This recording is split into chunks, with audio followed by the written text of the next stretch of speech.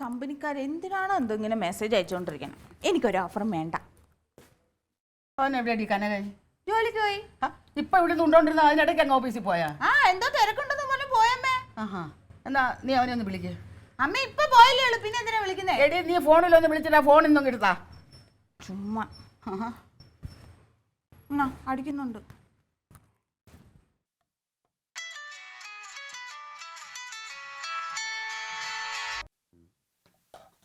എന്തമ്മാ?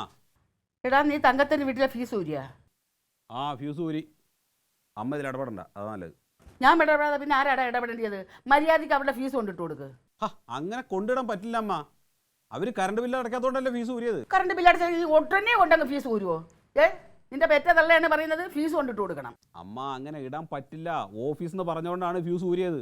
ഇത് അവിടെ മാത്രമല്ല, വേറെ 5-6 സ്ഥലത്ത് ഊരിയിട്ടുണ്ട്. എനിക്കൊന്നും കേൾക്കണ്ട. നിന്റെ പെറ്റ തള്ളയാണ് പറയുന്നത്. ഇവിടുത്തെ കാര്യമൊന്നും എനിക്ക് കേൾക്കണ്ട. ഫീസ് കൊണ്ടിട്ട് കൊടുക്കുക. അതെ, അമ്മ വെറുതെ ആവശ്യമില്ലാത്ത കാര്യത്തിൽ ഇടപെടണ്ട. ആ ഫോൺ കട്ട് ചെയ്തോ, അതാ നല്ലത്. ശരി.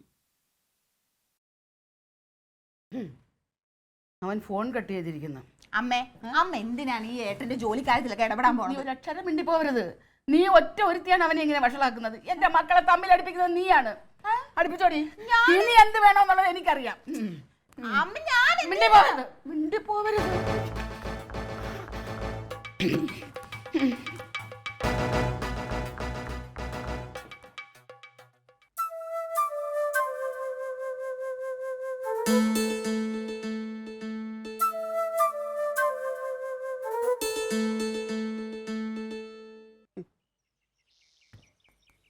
എന്നാലും ഇത്രയും ദുഷിച്ച മനസ്സായി പോയല്ലേ എൻ്റെ അളിയൻ്റെത്. എന്നെ അവൻ നോക്കണ്ട, എന്നാൽ പെങ്ങളെങ്കിലും അവനൊരു പരിഗണന കൊടുത്തൂടെ?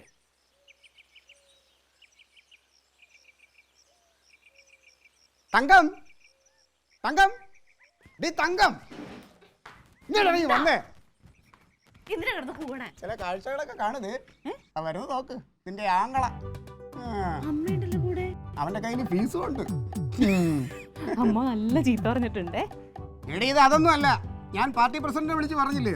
പ്രസിഡന്റ് നേരെ അപ്പം മന്ത്രിയെ വിളിച്ച് പറഞ്ഞു, മന്ത്രി MLA വിളിച്ച് പറഞ്ഞു, MLA പഞ്ചായത്ത് പ്രസിഡന്റിനെ വിളിച്ച് പറഞ്ഞു, പഞ്ചായത്ത് പ്രസിഡന്റ് AE വിളിച്ച് പറഞ്ഞു. ഒറ്റ ഒരുത്തിന് ഇറുക്കപ്പുറത്ത് കിട്ടിയിട്ടില്ല. അവന്റെ വരവ് കാണുമ്പോൾ അറിയാം. പാർട്ടി നിനക്ക് ഇപ്പോഴെങ്കിലും വിശ്വാസമായല്ലോ.